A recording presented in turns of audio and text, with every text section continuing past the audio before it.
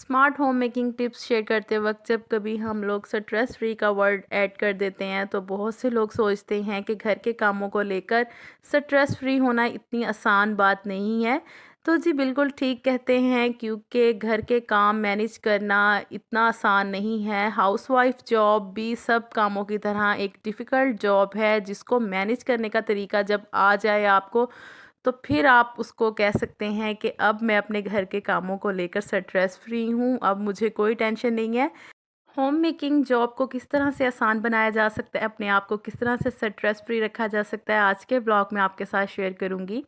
अस्सलाम वालेकुम to everyone, welcome back to my channel. कैसे हैं आप सब? आई होप आप सब बिल्कुल ठीक ठाक और खैरियत से होंगे।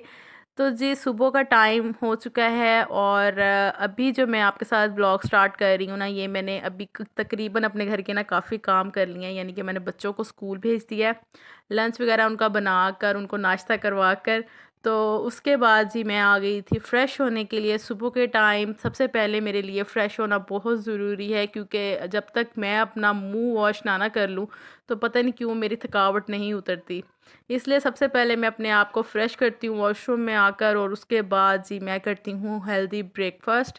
और ब्रेकफ़ास्ट जो है वो हेल्दी करना ही ज़रूरी है। अब कोशिश किया करें कि सुबह के टाइम नाश्ता अच्छे तरीके से करें। सुबह का नाश्ता बिल्कुल टाइम पर करें, इससे ये है कि आप में एक एनर्जी पावर आ जाती है, क्योंकि आपने सारा दिन अपने घर के काम काज करने होते हैं। जब आपका पेट भरा होगा तो आप ज़ाहिर है हर काम में आपका दिल लगेगा। इसलिए ब्रेकफ़ास्ट जो है वो लाज़मी है और लाज़मी करें। सेकंड होम मेकिंग टिप जो है वो सेल्फ़ केयर को लेकर है कि आपने अपनी सेल्फ़ केयर भी लाज़मी करनी है। घर के कामों के साथ-साथ अपनी स्किन का भी लाज़मी ख़्याल रखें। जैसे कि आजकल वेदर ड्राई चल रहा है और हैंड जो हैं वो काफ़ी ड्राई हो जाते हैं वॉश करने के बाद, तो कोई ना कोई मॉइस्चराइज़र यूज़ करें फेस पर, हैंड पर।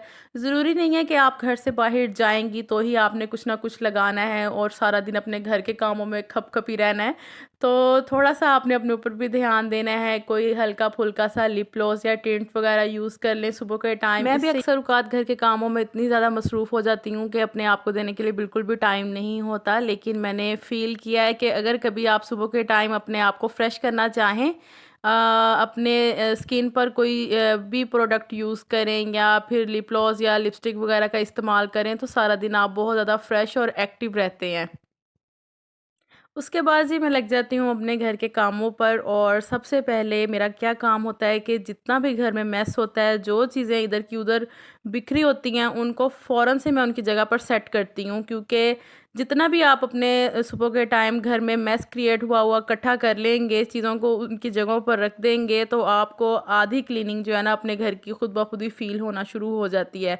उसके बाद फिर आपका झाड़ू और मॉपिंग का काम रह जाता है, वो फिर बंदा कर ही लेता है। लेकिन सबसे पहले जितना भी मेस क्रिएट हुआ हो उसको समेटें, अपने बेड को सेट करें। बेड को सेट करना बहुत ज़रूरी है। अगर आपके पास घर में सिर्फ एक ही रूम है या 2 रूम है, तो कोशिश करें कि सब काम करने से पहले उनके बेड जो हैं वो सेट कर लें, और उसके बाद सब चीज़ों को उनकी जगह पर रखें, तो क्लीनिंग जो है वो आपकी हाफ़ डन हो जाती है। अभी मैंने घर के हाफ़ काम ही किए होते हैं, तो ये मेरी बेटी सोकर उठ जाती है और यहाँ पर मैं उसके चुटकी बजाकर कपड़े चेंज करवा रही थी। तो सबसे पहले ना मैं अपनी बेटी को कपड़े वगैरह इसके चेंज करवाती हूँ, हाथ-मुँह धुलाती हूँ, ब्रश करवाती हूँ इसे, और बाल बनाकर इसको जो है ना नाश्ता वगैरह करवा देती हूँ। क्योंकि मुझे फिर होता है कि मैं चलो ना इसकी तरफ से सारे काम करके फ़ारिग हो जाऊँ और फिर मैंने जो अपना काम करना है वो मैं कर लूँ। तो इस तरह से मैं इसको भी रेडी कर देती हूँ, और 2 बेटियाँ मेरी स्कूल गई होती हैं, तो उनको फिर मैं जब वो स्कूल से आएँगी तो फिर उनको इस तरह से तैयार करूँगी।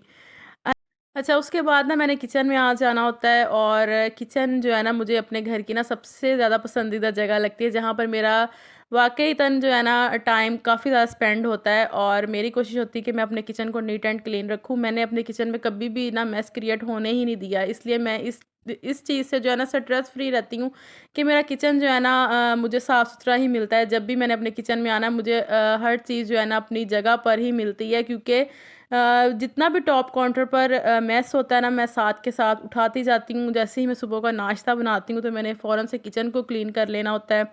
फ़ौरन से मैंने स्टोव को साफ़ कर लेना होता है। स्टोव जो है मेरा दिन में 2 टाइम साफ़ होता है, एक सुबह को और एक रात को मैं सोने से पहले इसको क्लीन कर देती हूँ।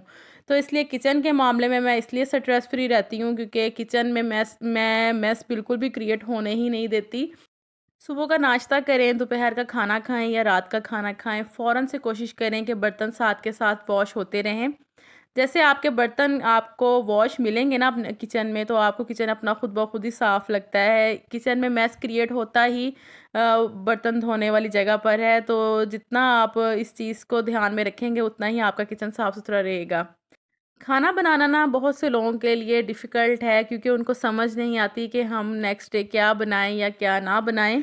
अच्छा जी, खाना पकाना ना मुझे बिल्कुल भी मुश्किल काम नहीं लगता। मैंने जब भी खाना बनाना है ना, 1 दिन पहले सोच लेना है कि नेक्स्ट डे मैंने क्या खाना बनाना है। ख़ास तौर पर रात को जब मैं सोने के लिए बिस्तर पर लेटती हूँ, तो मैं लाज़मी इस चीज़ को सोच लेती हूँ अपने माइंड में कि कल मैं क्या बनाऊँगी, तो जिसकी वजह से मुझे प्रॉब्लम नहीं होती। अच्छा, हम लोगों की लाइफ़ इतनी ज़्यादा मसरूफ़ है कि हम लोग लिस्ट वगैरह तो तैयार कर नहीं सकते क्योंकि लिस्ट का तो काम हमारा जो है ना ज़रा मुश्किल होता है, क्योंकि पता नहीं होता कि हम लोगों ने क्या खाना है नेक्स्ट डे या क्या नहीं। तो उस हिसाब से फिर मैं ना 1 दिन पहले ही अपना माइंड बना लेती हूँ कि नेक्स्ट डे मैंने क्या बनाना है।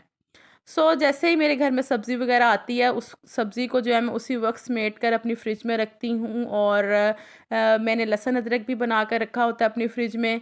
धनिया जैसे ही मेरे घर में आता है ज़्यादा सारा, मैं उसको भी बनाकर फ्रिज में कटिंग करके उसकी रख लेती हूँ। हरी मिर्चों को भी जो है ना मैं अपनी फ्रिज में सेव कर लेती हूँ। इससे ये है कि खाना बनाना मेरे लिए कोई मुश्किल काम नहीं है। मैं झटपट से खाना तैयार कर लेती हूँ क्योंकि सारी चीज़ें तो ऑलमोस्ट रेडी होती ही हैं। लहसुन अदरक भी बना होता है, बस एक सब्ज़ी काटनी है और बस फ़ौरन से खाना रेडी कर लेना है। तो अगर आप इ इस तरह की चीज़ें फ़ॉलो करेंगे तो हो सकता है कि कुछ स्ट्रेस जो है आपकी लाइफ़ का कम हो जाए, आपके लिए परेशानी थोड़ी कम हो जाए और वो बच्चियाँ जिन्होंने न्यूली अपने किचन सँभाले हैं, उनको इन सब टिप्स को जो है फ़ॉलो करना ज़रूरी है, ताकि वो भी इन सब चीज़ों से जो है ना अपने आप को ईज़ी समझें।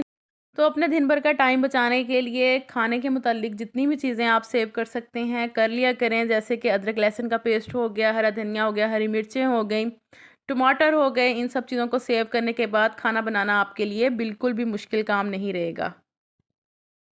अच्छा, जिन घर में छोटे बच्चे होते हैं ना, वहाँ पर समझ लें कि कपड़ों की जो तादाद है ना, वो भी रोज़ ब-रोज़ बढ़ती चली जाती है। जैसे कि बच्चों के कपड़े तो आपको पता है कि डेली बेसिस पर ही उतारे जाते हैं।